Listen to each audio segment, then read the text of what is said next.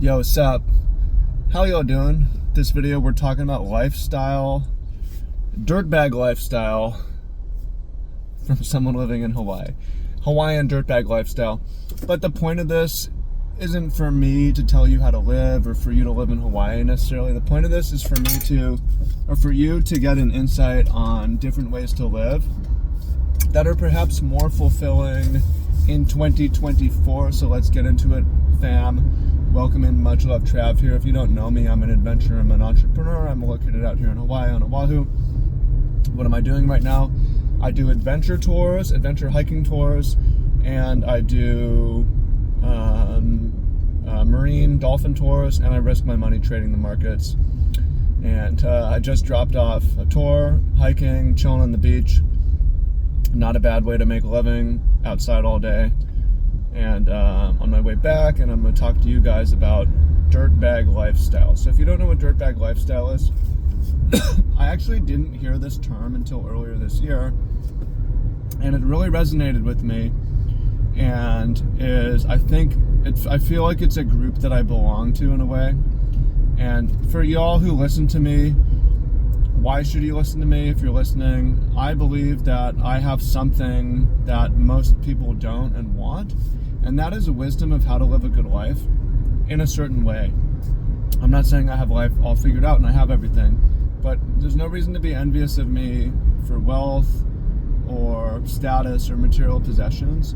But for someone who is healthy, gets to get paid to snorkel and hike and do outdoor adventures all day, every day, as business, and also a sustainable business, and also year-round seasonal, and also to do it in my free time, go surfing and all this stuff.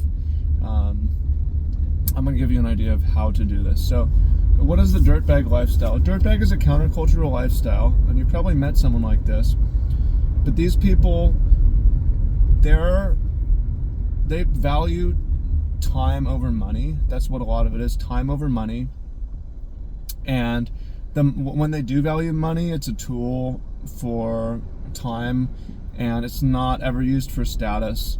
So what a lot of the focus on of the dirtbags is outdoor adventure. So these could be ski bums, surf bums, climbing bums, hiking bums.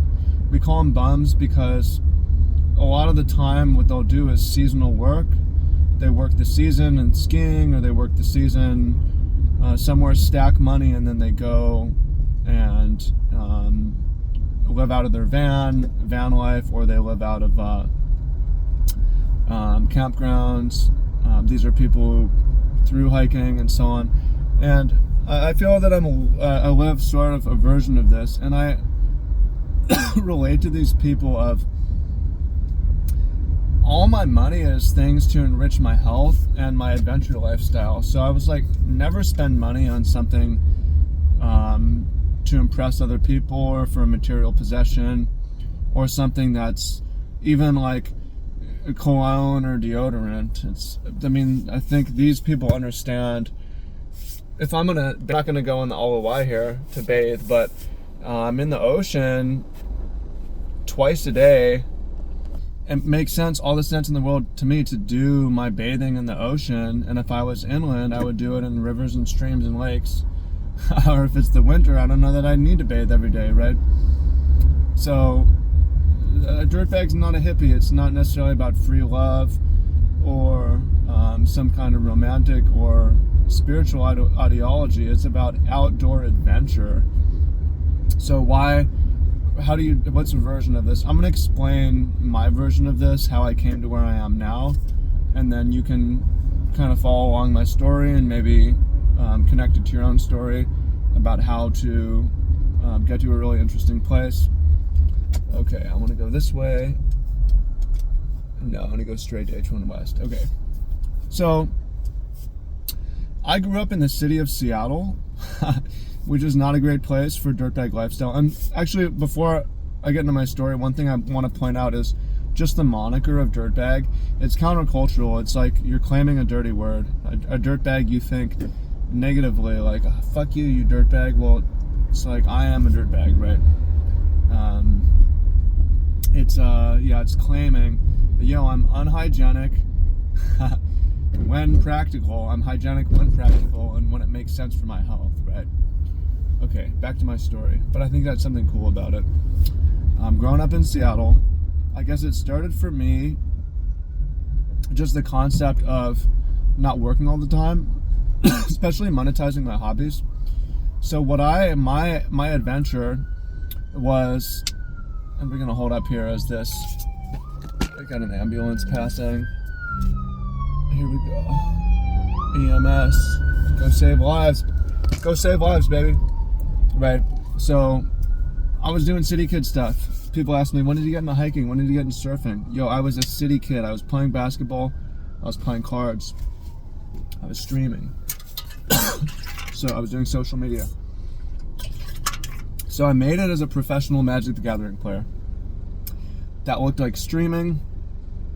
It looked like going to tournaments and monetizing or producing content around the lifestyle of traveling to and from tournaments and competing. And I did decent. I survived on that for full time for 5 years doing that. And that allowed me to see the world. So it started with, okay, when I travel to a tournament, why don't I just live super cheap and kind of travel around and be nomadic? And I'm going to continue to work online. I wasn't making crazy money. I wasn't making great money, really. Because especially when I traveled, I had to stop streaming, and then my income went down. And I was surviving on like low $2,000 a month. But this was in 2012, 2013, 14. My income did go up from there, but that was where I started. And so this is when I got into adventure hiking and surfing. And my first real dirtbag experience was this Europe trip where I just booked it for 6 months. I didn't know what it was going to be. And it wasn't. I ended up staying in a surf hostel in England, and I'm living there. Rent's $10 a night, something crazy low. And I'm there with a bunch of other people, sharing bunk beds. These people worked a season and came here, or they saved up and they came here, but nobody's really working. Our people were working part-time, and we're there to surf, baby. This is where I'm learning how to surf. We all go down, we're a group. Some really memorable things, like having bonfires, barbecues at the beach, and just getting outside a lot, spending a lot more time outside, right, and being more social, more community. So that was one of my first tastes, and those people over there, they told me, check out Humboldt, California. Some of the people were interested there. So when I came back to Seattle from my 6 months abroad, my first big solo trip, I wasn't able to integrate. I felt crazy in Seattle. I wanted to leave. So that's what I did. I left Seattle and started heading down the coast. I got on Craigslist. Actually, I went on Twitter because I had a Twitter following. Because I had a small element of fame from the magic thing, and I'm like, I want to go somewhere on the West Coast. Where can I go I want it to be far from airports and barefoot. I might have requested hippie, I don't know, but like a barefoot place. And people said, go to Arcata, go to Eureka, go to Humboldt. So I hitched a Craigslist ride down there. I'm down there, and I'm living a cheap life. I didn't even have a car because I'm traveling internationally and I'm flying, and it's like just another expense that I don't need. So I focused my expense on flights instead. But I get a bike and I'm biking around, and I didn't work in the weed industry. This is before weed was legalized in any way in the US. And there was a huge illegal weed industry, multi-billion dollar industry. And in the season, I think it was like winter season, when the harvest comes, there's a lot of work needed. So they're called trimmigrants, but traveling workers would show up to trim the buds, basically do seasonal work of harvesting and trimming the weed. And it sounded like they could stack pretty good cash to live. They work maybe 3 months and then go do some dirtbag lifestyle and live the rest of the year off that. And so I was around some people like that, and it was intriguing. I was too much in my online world and to want to go offline and really do that. I've worked online my entire life, so how can I be a dirtbag? Well, those things don't have to be separate. But this is when I really got into surfing and bicycling more as a lifestyle and not just as a hobby, of trying to be more outside, and started to lose my grip and interest on basketball and Magic a little bit, Magic the Gathering, on indoor activities, and want to spend more time outside. This is also when I got into farming and volunteering on farms. So as I'm traveling around, I'm definitely different from most of the other competitive players where they go back, but I'm just staying and living for cheap, traveling, going back when I need to, when I really want to. And it led me to Hawaii. I won a plane ticket to Hawaii, or one invitation to a tournament in Hawaii as well. And at a point, the Magic thing kind of ran its course. I don't need to go in the whole story around that. But I had discovered farming and an intentional community, and moved to Hawaii to do farming. And it's like adventure farming. This is a place, an intentional community that attracted a lot of people and housed a lot of people. And this is a version of dirtbagging, is woofing, because it's outdoor adventure for cheap. They give you a place to stay, maybe they feed you, you work outside, you learn a bit, and that's part of the lifestyle, right? So this was my experience of doing it, and the people that I met fed into this ethos, right? So people who they didn't care about money, they don't care about fame or status. They're going off the beaten track. They're doing something different, pursuing outdoor adventure. So I got more integrated in this, and some of the women that I dated through this are pretty interesting. One of them was a van girl. She lived in her van back in the mainland and did hiking trips and climbing trips and snowboarding, and I thought it was fucking cool and rad. Now, I would say, for me, one of the reasons I'm in Hawaii is for racial reasons. I look like I'm from here. I don't look like I'm drawing stairs on the mainland, and not in the good way, right? I don't like being a minority in the U.S., in the mainland U.S. I don't like being a minority in the mainland U.S. The point I'm saying, though, is if you're watching this and you're a young man, and say you're white, don't think you need to move to Hawaii to have these kind of adventures. You have more expansive opportunity on the mainland. I just don't want to do that. If I was white, I don't know that I ever would have moved here. And I may have done something like this on the West Coast, right? I'd love to go to Yosemite, the Grand Canyon, Moab, these various places, and I may do that. I may have a stint in my life when I do that, but it makes sense to be based here. I'm not going to get into the whole racial thing, but I'm just throwing that out there, and some of y'all might think, why does it have to be that way? Well, it just is, and it's fine. I like it here. People treat me. Some guy at the Waihole Toy Factory where I took my tour is like, sup, Hawaiian? I'm like, yeah, sup, brother, how you? Right? I'm not from here. People assume I'm from here. They think I'm from here. So why run from that? But the woofing, the organic farming adventure, right? I'm not paying rent, I'm not paying food, and I'm working on the farm and surfing every day. I'm outside every day. I'm not online at all. Huge life upgrade. Amazing. Absolutely loved it. It was awesome, and it went for years. And if I could go back and do it again, I would. But life moves on, we do something different.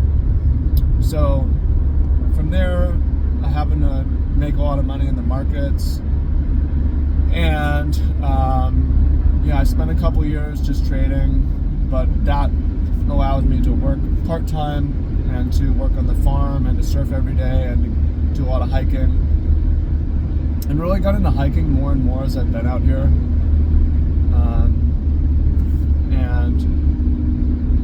Just kind of getting sick of online. The thing about online is it's useful, and I'm here doing YouTube with you.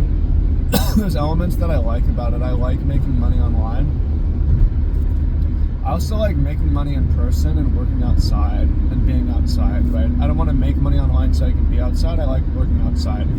So my life was kind of not as interesting because out here there's not a community of, if there is, I don't know. There's not like a dirtbag community, especially on this island. It's expensive. You cannot really camp. They let Hawaiians live, like permanently camp on the west side, but for the most part, you cannot do that. This isn't a great place for van life, whatever. There's no climbing here. There's surfing, but I was bored. I wasn't really meeting people after the farm. So in creating a new job or getting a new job, I was like, I want it to be outdoors. It has to be outdoors. I want it to be social. Those are the two most important things. I wanted to pay well also. So the first thing that led to landscaping, which is okay, but it's led to doing the adventure tours. And the hiking adventure tours pay well, and I think you could do this almost anywhere if you get into adventure and just kind of monetizing it using TripAdvisor. Wednesday's tour I made $400. Today's tour I made $300. I'd say the average tour is like $300, but it's not that unusual to make like $500 or $700. It's just sometimes I make like $200. But for a day's work, right? How much of that do you really need? So, and I'm loving that. Today I got paid to hike Cocoa Head Crater, and then I was just laid at the beach for an hour while they were playing in the water. There's a lot of driving today, but sometimes there's more driving. And that was an issue of, okay, well, it's social, but it's just tourists, so I never see them again. And it's outdoors, but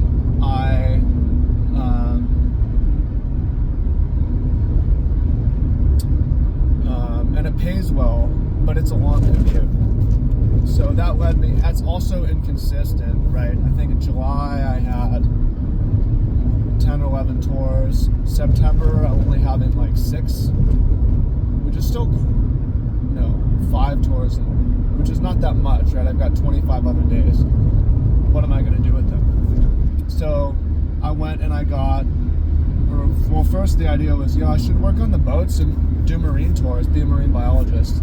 I even Googled, like, what's the most interesting job you can have? And on every list was marine biology, be a marine biologist. So there happens to be a harbor 2 miles from my house where I live that has like 5+ companies that do marine tours every day. So I sent an email to all of them and I said, I'm a tour guide. I surf West Side. I live here, and I want to get involved in the tours. Who wants me? And I got some leads, and I got a job, and I'm on the boat, and it's awesome. It doesn't pay as well. Like a typical hiking tour, I make $300, right? A typical dolphin tour, I make like $130, $140 maybe. But still, it's enough to survive, right? You patch enough of those together. The dolphin tours, I can make $2,000 a month. The hiking tours, I can make $2,000 a month.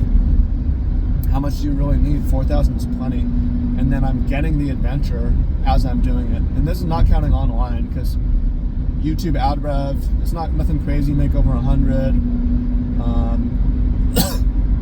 The coaching I do coaching if you're interested.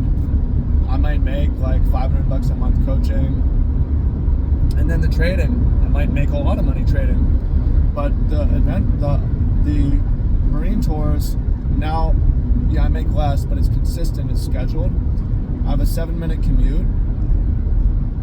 I'm in the ocean, it's something different. And I'm with a group of people as well. We've got like 12 people on staff, mix of guys and girls, most people young, athletic, fit, into sacrificing money to live an awesome lifestyle. And it's a lot of fun. Since I've started on the job, I'm in the water for maybe in the ocean for maybe an hour and a half. So I'm in the ocean for an hour and a half. I'm getting paid for it. I've swam with the whale shark. I've swam with pygmy orca whales. I've swam with pilot whales. Swim with dolphins, turtles, all kinds of fish. So my lifestyle right now looks like I made it super busy. I'm getting paid to hike and to snorkel. And it's sustainable. I feel like I fucking broke it, right? I mean, it's not perfect. I don't have everything that I want socially or materially, but mostly, I'd say mostly. I'd say if there's any lack in my life, it's still social. But as far as my work, it's A+, right? And that is lifestyle. I love what I'm doing. It doesn't get old. I hike in my free time. I swim in the ocean in my free time. I surf in my free time. And there's other versions of this. I could do surfing. That one is seasonal. I could do surf lessons. But it's seasonal work year-round. This is one of the advantages to Hawaii, and this is one of the reasons I lived here. Because when I started working with farms in California, I was only working seasonally, because around, I don't know, October, November, they're like, we don't grow anything anymore. We'll come back in March. Like October, November, December, January, February, 6 months. What do y'all do in the off season? We go trim weed. And I'm like, yo, I'm gonna go to Hawaii. I'm gonna work on a farm year round. So I'm work year round because the weather hardly changes. You work year round. I can do the hiking tours year round. I can do the snorkeling tours year round, right? Seasonal work year round. I feel like I really hacked it. But again, if you're watching this, there's, I'm not saying to copy me, there's versions of this, right? You could do this in Europe and go around different countries and go do different hiking and national parks and climbing, different kinds of adventures. You could do this in South America maybe. You could do this again in the mainland USA and have more, maybe a cheaper lifestyle and also more novelty. So I've had a lot of novelty when I'm out here, but there's been 3 chapters, right, in 7 years, which is a lot. But it's like, if I get tired of this, what do I do? Right, I'm kind of stuck because I'm doing the most interesting things. So I'm planning, like, okay, do backpacking trips to the other islands, more hiking trips to the other islands. These are some of the things that I'm interested in doing. But as far as I like that it's super easy to be healthy. And some of y'all are like, but you're coughing. Yeah, sometimes I cough. I don't know what it is. It flared up again today. But it's way easier to be healthy when you work out as part of the job, right? It's baked in, it's built in. You get the sunshine as part of the job. It's way easier to be happy when the socialization is built as part of the job. That's why when a job, I want 3 things: outdoor, social, paid decently. But outdoor and social are the 2 most important things. Because outside of that, right, you work all the time, you'd be happy if it's outdoor and social. That's what I learned from the farming. It was outdoor, it was social, it paid enough. That's the dirtbag lifestyle. Well, it's a variation of the dirtbag lifestyle. I mean, I've never done the van thing. Not that I wouldn't. Again, Hawaii is not the place for it. I would do it. I think it'd be a cool thing to do at another chapter in my life, maybe. But I love my life here. I've got it set up, and I'm going to stick with that. And that's just one way to do it. There's other ways to do it. But it's prioritizing and building your life around outdoor adventure. And if you've done that, you've won. And it means not worrying about material things. And all your money should be for your health